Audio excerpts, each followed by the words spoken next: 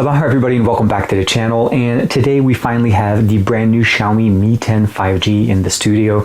I'm going to do for you guys an initial impressions of the brand new device, do a walkthrough, of course share with you guys all the details of the global edition of the Xiaomi Mi 10, specifically the 5G variant. This is TK and let's go ahead and check it out.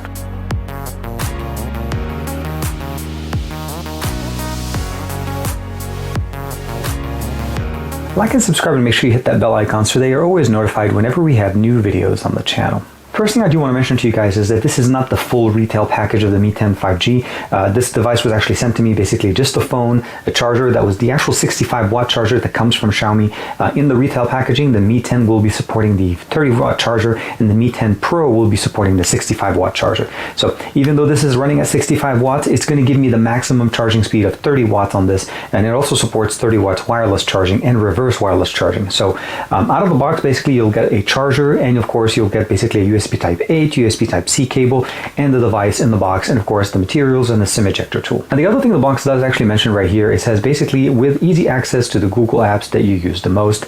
So for the most part, we know that the Google Play Store is installed and we should be pretty much ready to use it in a global market. So the Mi 10 5G offers us a few things that are very different than some of the other devices we've seen from Xiaomi in the past. First and foremost, obviously we're looking at a 1080p panel with curved edges on both sides of the device, a volume rocker and a power button on the right side. At the top we have one of the microphones, the IR blaster for the built-in remote control, and a actual stereo speaker. So this is the top piece. This is, or if you're holding the device landscape, this will be your left speaker. And you notice we still have an earpiece here. So this is not actually trying to basically mirror it or use the earpiece for stereo. We have one speaker here, and of course we have the other speaker there for stereo, true stereo speakers. An additional microphone, of course, at the bottom with the USB-C. This model only supports a single SIM, no micro SD expansion slot, and this is again intended for 5G support in the EU. In the US right now, I'm running this on T-Mobile, and I'm not getting 5G, but I am able to get 4G LTE. Now switching it to the back, beneath the glass we have a 4780 mAh battery that is capable of being charged with the 30-watt charger that normally would come in the box from 0 to 100% in about 56 minutes, and we'll definitely do a comparison or a test on this in a different video. We have standard wireless charging that also supports 30 watts, although no charger was included in the box. And of course we have reverse wireless charging to be able to charge other Qi-enabled devices from this built-in battery. The camera setup that we have on the back on the Mi 10 is a little bit different than the Mi 10 Pro. We have the 108 megapixel sensor. We can definitely see the moniker right there. We have a secondary 13 megapixel sensor that's going to be the ultra-wide sensor, and of course a 2 megapixel macro lens, as well as a 2 megapixel going to be basically our depth camera. So we have 4 cameras on the back. The main sensor, the 108 megapixel with the crop option, so basically they'll crop in the 2 times with the 108 megapixel sensor, and of course the 13 megapixel ultra-wide lens. Now switching it to the front, we also have basically a 20 megapixel sensor that's providing us obviously video and images. Keep in mind that the maximum resolution of video and video recording on this device is going to be 8K at 30 frames per second in the back, 4K 60 frames per second, 1080p at 60 frames per second, of course, and 720p. On the front, we have 1080p at 30 frames per second and 720p at 30 frames per second. The display is an AMOLED display that is running at 90 Hz, so it's a beautiful 6.67-inch display, curved AMOLED display. They're calling it a dot display with true colors. It is running the MIUI 11 operating system based on Android 10.0 out of the box. And as I mentioned to you guys, Google services and applications have been installed. I haven't really changed much as far as the actual setup other than turning on dark mode, and that's probably why you see the Google search turning on that way. Some of the other applications that I did install on this obviously is Instagram, Twitter, TikTok, and of course Zedge. Now the Mi Store was built in there, and of course Office TV, that's the remote control that I have set up directly to be able to use the remote functionality here with my Samsung TV here in the office. So that's mostly just a shortcut. Game Turbo is installed, and I did get a chance to install PUBG Mobile, and I played a couple of games with this. Very, very nice. Again, the display is running at 90 Hz, and you're able to configure that within the settings. We'll talk a little bit more about that.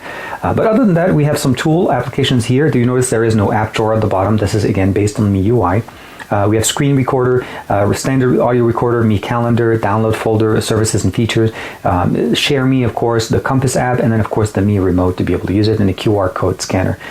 We have the Assistant and the Lens application installed, a built-in Mi browser, Mi Community. I did install also Telegram X, that's actually mine, and there's a few games that are installed that you're able to basically play. They're installed, they're ready to play, and of course the Notes application. On the left side here, I installed Telegram. We have themes, of course, security, Play Store, file manager. The music is basically the Xiaomi music application, and play games, mostly because I wanted to make sure to sync up my accomplishments directly within PUBG, since it does actually work with play games.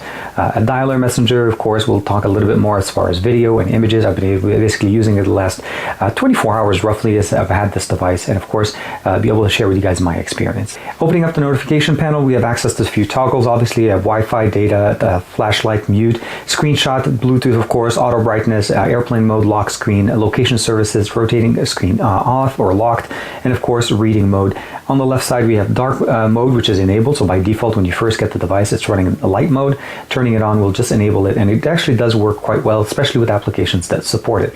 Do not disturb, battery saver, casting, of course, me share, and of course screen recording that's capable of recording your screen while you're playing games, and we'll get a chance to check out a video that I did for my last match on PUBG Mobile.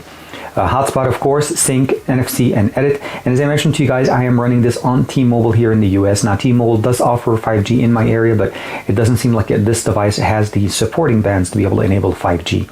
It may work on AT&T, but I don't have a SIM card there, sadly, to be able to test it out. Jumping into the settings, we'll notice that, again, this is running MIUI 11.0.9 out of the box with Mi 10, and this is based on Android 10.0. So as you can see here, security patch update as of March 1st. It has 128 gigs of internal storage. There is a different version that also has a 256 gigs of internal storage, but as far as RAM, the device supports 8 gigs of RAM on both models, so just keep that in mind. And of course, running the Snapdragon 865 as the main processor, which gives us all of the benefits of having the ability of running obviously the higher refresh rate, as well as the ability of actually getting 8K at 30 frames per second from the back-facing sensor. Other than that, we have the normal system updater. There was one update that actually did get pushed out. We have security update, SIM card and mobile networks, pretty standard here. Again, no 5G at this point. Wi-Fi, Bluetooth, connecting and sharing, just normal VPN, casting, printing, wireless display if you want to be able to connect this.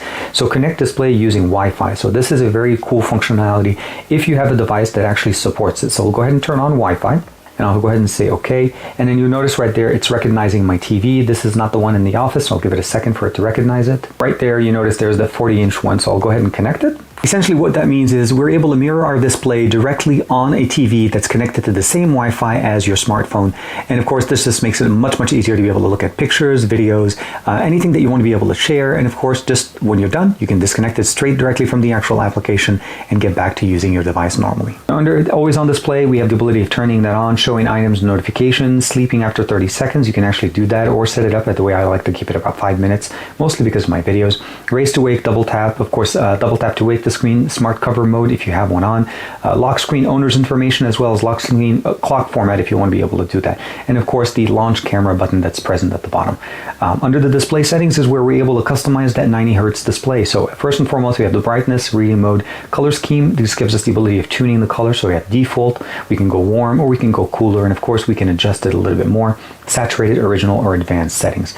As far as the actual refresh rate, we're noticing it right off the bat when I actually unboxed it. It was set to 90 Hz right out of the box. Now keep in mind that it does consume a little bit more battery, but again, we have a 4780 milliamp battery, so there should be no reason for us not to be able to last at least all day long. Dark mode, as I mentioned, it was not turned on, and I did turn it on. And if you're noticing any flickering issues, you definitely can turn on the anti-flicker mode. Text size, of course, basically you can change the resolution. As you see, I've actually already shrunk it. When device is connected in VR, notch and status bar if you want to be able to hide this. And of course, full screen mode gives you the ability of basically going and customizing the applications that you need to be able to get there. Auto rotate screen automatically is turned on. Now this, as I mentioned to you guys, sound and vibration, you can customize a lot of different options here, audio, volume, sound effects if you want to be able to turn on the different options. So the style of virtualizing effect, this is definitely my favorite option. You'll notice right there is that whenever you connect your phone to basically, or let's say if you're playing music and you turn off your display, this is a really cool function, and it actually plays this visual effect EQ directly on your lock screen, and you're able to customizing. So this is the one that we have right now. I'm going to disable this one. You're able to also turn on this more of a spectrograph. and of course more of a just different audio tune. And it's actually playing music. This is not my voice, and you can customize it. Personally, I like to keep this one, and it actually works quite nicely. We'll get a chance to check this out when we're doing the audio test. Last but not least, keep screen awake, of course, and of course headphone remote if you want to have that, and assign the buttons if you want to be able to use those. Additional settings here are pretty much standard, just the ability to dial pad, audio, all of that stuff. Normal, nothing big.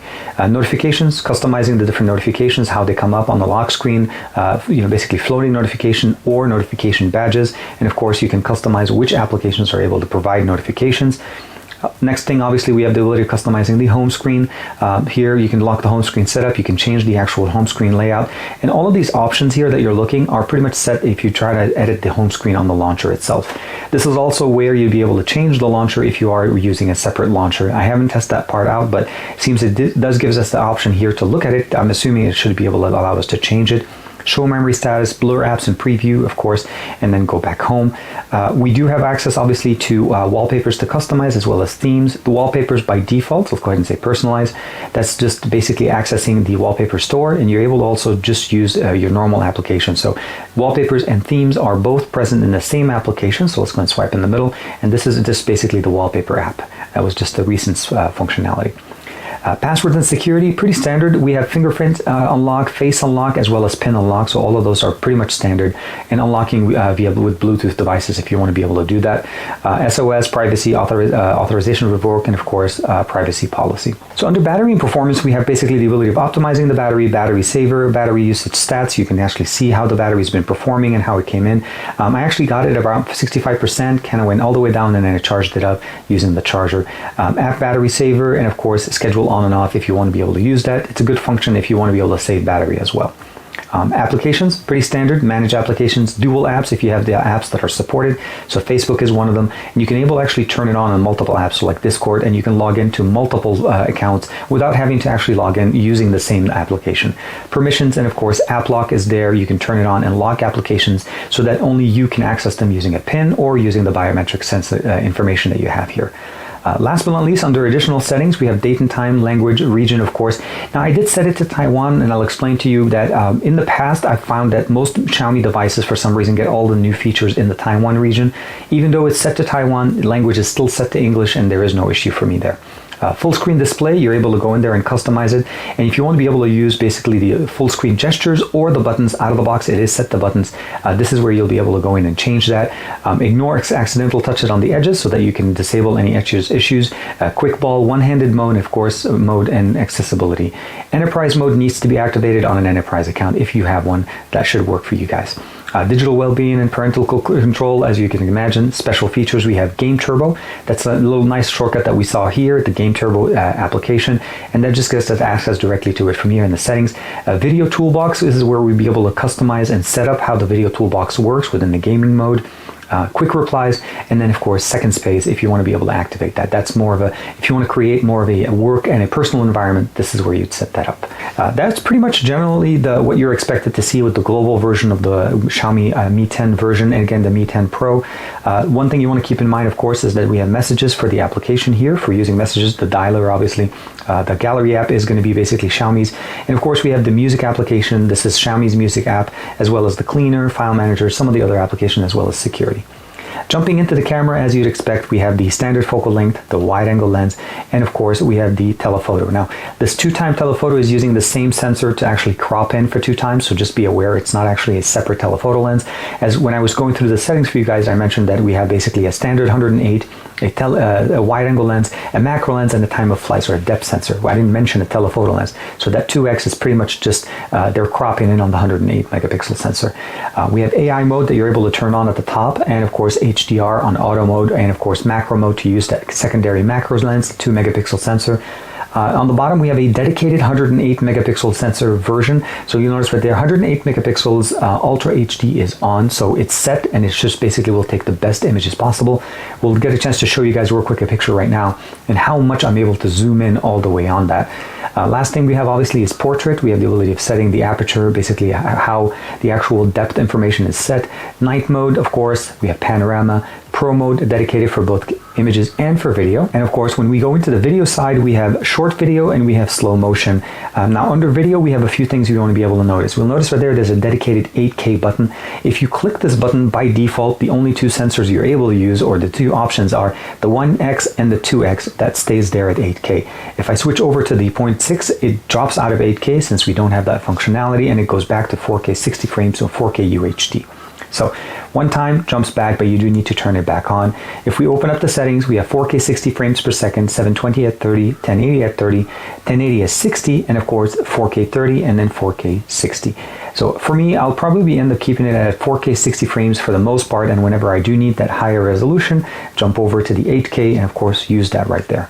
On the front-facing sensor, it is a 20 megapixel sensor, but the maximum resolution for video for some reason seems to be 1080p at 30 frames per second, and of course the only other option is 720p at 30.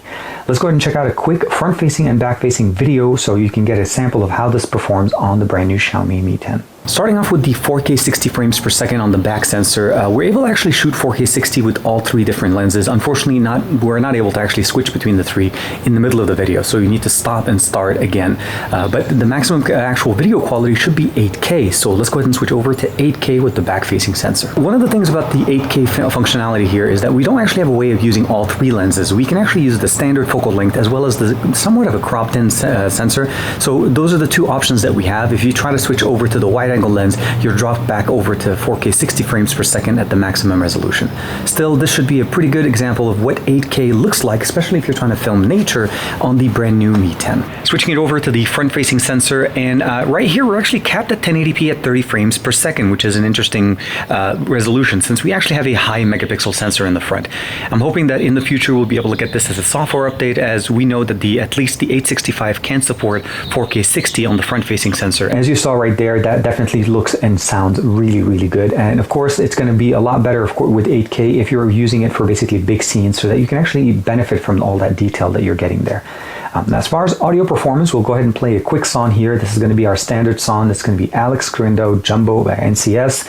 And again, the main benefit here I want to show you guys is the benefit of having stereo speakers that are true stereo speakers. We're not just using the earpiece to basically complement the bottom firing speaker. So at this point, we'll go ahead and play the volume all the way at maximum volume. And again, this is called Jumbo by Alex Crindo.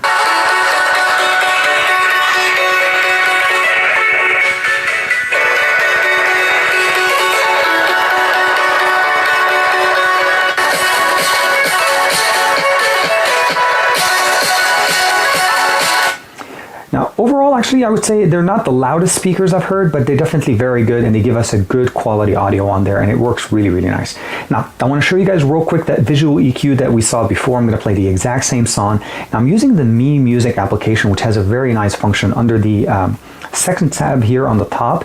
I'm actually able to jump in and look for the same thing. So we're going to say NCS, and we're going to look for Jumbo. Now, you notice the song is actually playing. I'll go ahead and start it up. Go home. It brings in that nice little player that's sitting on the right side, but what happens when I turn off the display?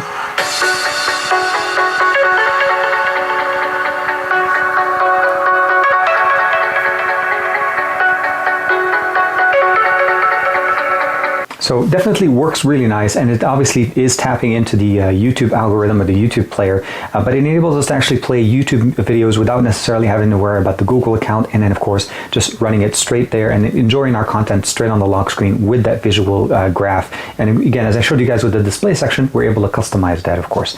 Now the last thing, of course, we want to talk about is the Game Turbo. So by default, it does have the boost. It did recognize the application that I installed, but it didn't actually recognize any of the other games.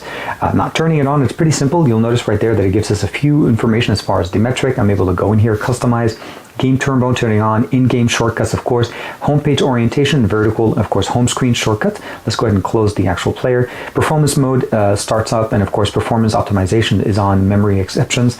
You can answer calls, set up different options, and do all of the things that you want. And of course, when you're ready, just go ahead and hit open. And we can see right there, Game Turbo successfully activated. You're able to turn on the shortcuts from the top, and you have some options here on the left as well as on the right for Wi-Fi connectivity, and of course the ability of starting and stopping your video as well as taking screenshots. All of this stuff was very cool, and of course when you're ready, you can just basically ignore it and just start playing the game. Let me show you a quick video of the gameplay that I just did, a match right before I started recording this video.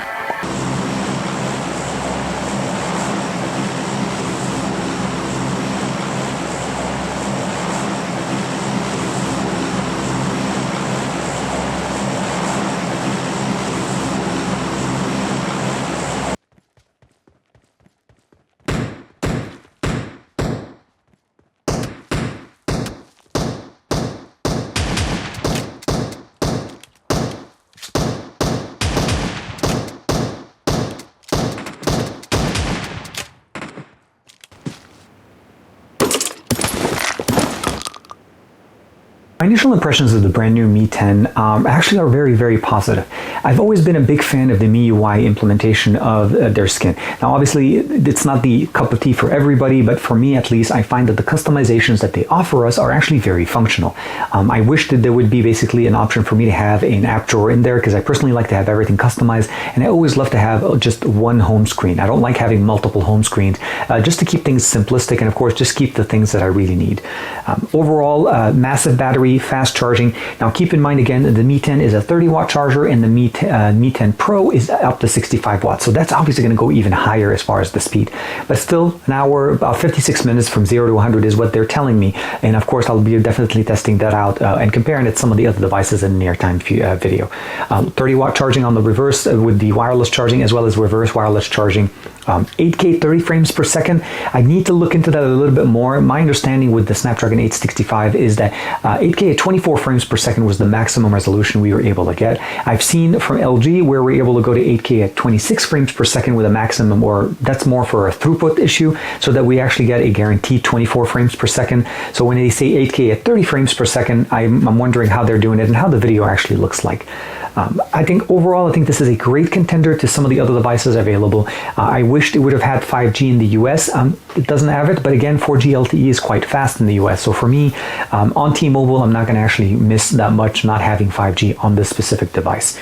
I'll definitely be testing it out more, taking more pictures and more videos, and doing a full review for you guys in about a week or so after I've had some time to spend with it, and of course, just truly understand all the little quirks and stuff like that about this device. Let me know in the comments below, what do you guys think about the brand new Mi 10, and of course, what do you think about the Mi 10 Pro, which obviously has better optics and faster charging with the 65 watt charger. Now, even though I have the 65 watt charger, unfortunately, it will only go up to 30 watts, and I'm not sure why I got this in this kind of configuration, but at least I'm able to actually show you guys the fastest possible charging speeds that this device will be able to do. Like and subscribe as usual. Thank you very much for the support, and of course, I'll see you guys in the next video.